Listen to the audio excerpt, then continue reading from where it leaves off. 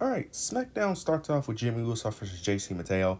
Now, I did start off with a Randy Orton and Cody Rhodes promo, but they was having some technical difficulties, so that segment got completely scrapped. So we end up transitioning to Jimmy versus JC Matteo. I feel like these guys have faced off like 5 times already, but maybe I'm just over exaggerating. Maybe this is only their second time having a match against each other. But JC ends up winning the match due to interference of solosikoa. Then Solo tries, to recruit Jimmy back in the family. Jimmy, of course, declines. He ends up slapping him, if I'm not mistaken. Then JC and Solo was about to attack Jimmy, but then you end up getting Jacob Fatu coming out for the save. And that's the end of the segment. They're building towards the Solo and Jacob match at Night of Champions. Nothing too major here. Jacob and Jimmy did have a backstage segment where they was kind of basically saying that they didn't need each other's help, but they end up saying that, look, they both have the same goal, which is basically not liking Solo, and that, look, if they could just stay out of each other's way, they won't have an issue with each other, basically. So we'll see where this goes. We'll see where this bloodline story goes.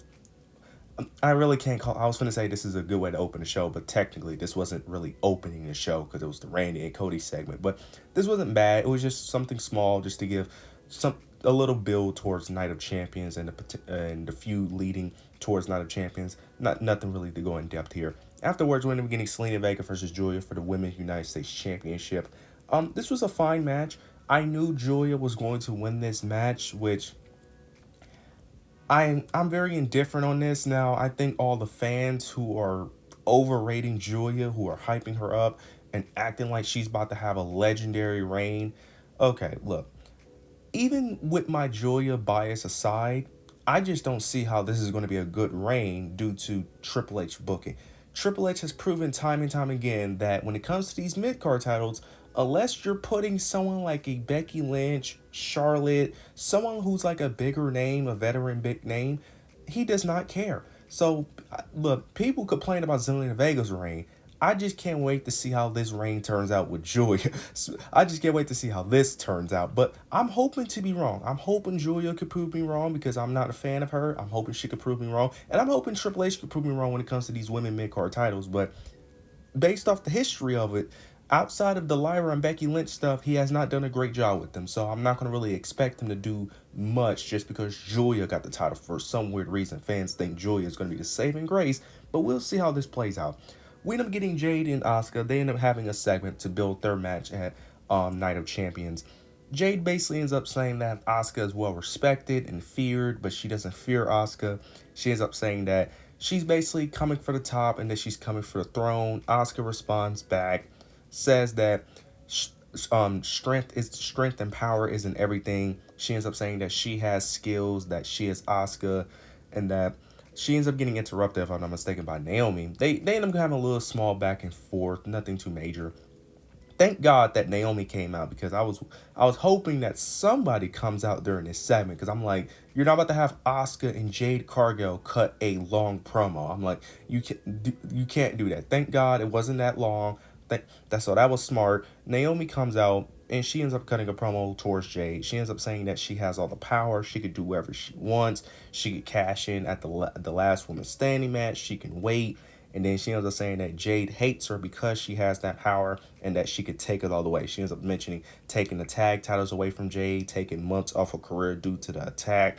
And she ends up saying that she could possibly cash in on Jade if she ends up winning the WWE Women's Championship. Naomi got on the ring apron. Jade tries to attack Naomi. She ends up shoving Asuka out the way, tries to attack, but Naomi ends up hopping off the ring apron. Then Asuka ends up turning Jade around and ends up attacking her, taking her down, standing tall. I like what they did here. I like the addition of Naomi. Thank God, because we did not need more of Jade and Asuka. Now I will say this: the promo segment wasn't terrible. It wasn't good, but it wasn't as bad as I thought it was going to be. To be fair, so they did better than I expected. But thank God Naomi came in and made the segment a lot better and added a little bit more heat to this. Well, I wouldn't call it a feud because we all know that. I really wouldn't call it a feud, but I guess you could call it a feud since they're going to have a match against each other. But it added more heat to this, so I did like what they did here. We end up getting Aleister Black.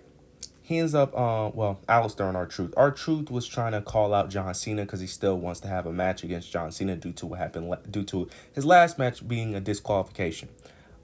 He wants a match against John Cena. Aleister Black ends up coming from behind, ends up attacking him. He ends up attacking him due to what happened last week, due to R-Truth interfering, costing him his match, I think, where Aleister Black was making his entrance, and then he ends up attacking. I forgot who did he attack? I forgot.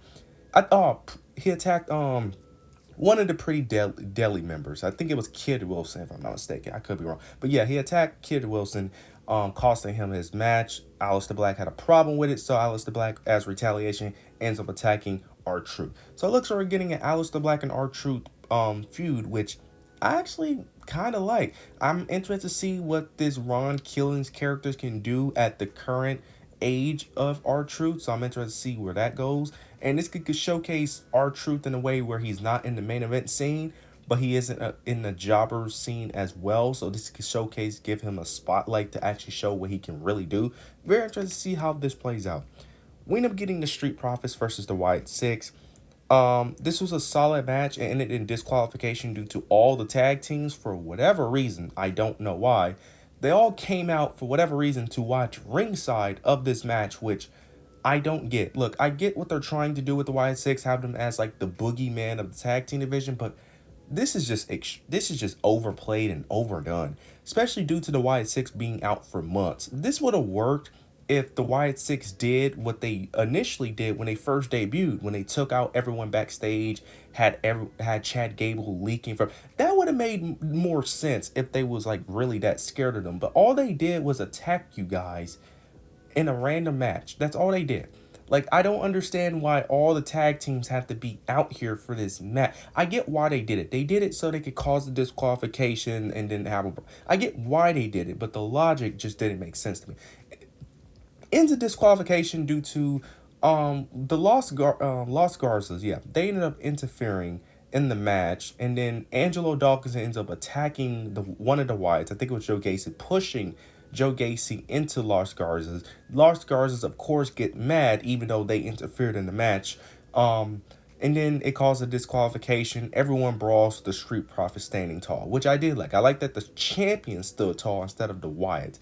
Now, we all know where this is going, where the Wyatt Six are most likely going to dethrone the Street Profits, which I think is a terrible idea. But that looks like the direction we're headed in. Hopefully, the tag titles elevate them, even though I don't think it's going to do anything. I actually think it's going to make them worse. But hopefully, the booking can be improved with them being champions, but we'll see how that plays out. We end up getting Tiffany versus Nia, last woman standing match. This was a good match. It was a good match. Now, Tiffany, of course, ends up winning. Now I do have one critique and that is Naomi. Naomi comes in and does a fake cash in. Of course, doesn't actually cash in.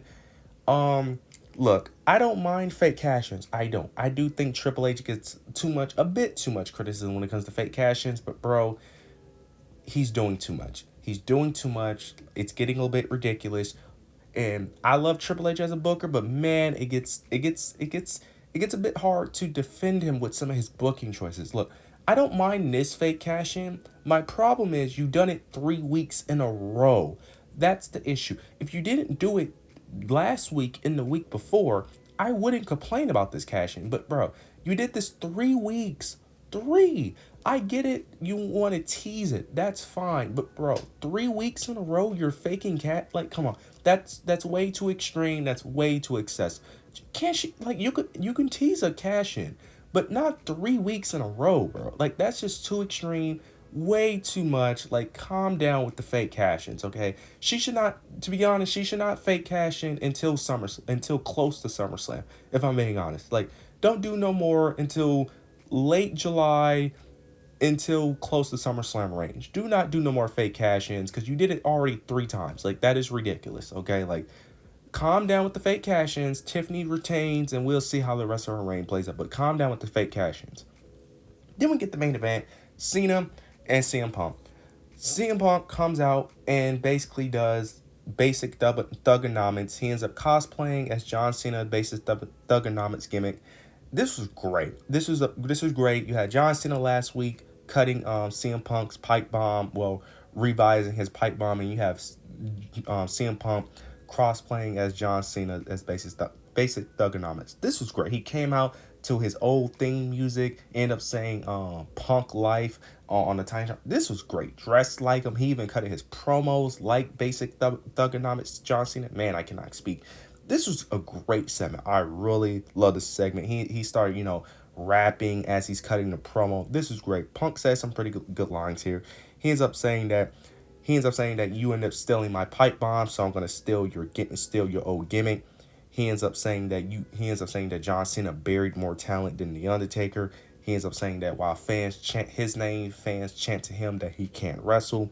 And then he ends up saying that tomorrow night he's going to lose and he's going to be his Drake while he is his Kendrick, which I thought was great. He ends up saying some more stuff. Now, I'm not going to rhyme the stuff for you because that would just come off very corny. But this was a great segment. This was a great way to close the show. Overall, this show wasn't bad. It was a solid show. I enjoyed it for what it was. This was a solid show. This was a great way to close out the show. But you guys let me know your thoughts and opinions down below. Make sure you like, comment, subscribe. But yeah, that's it.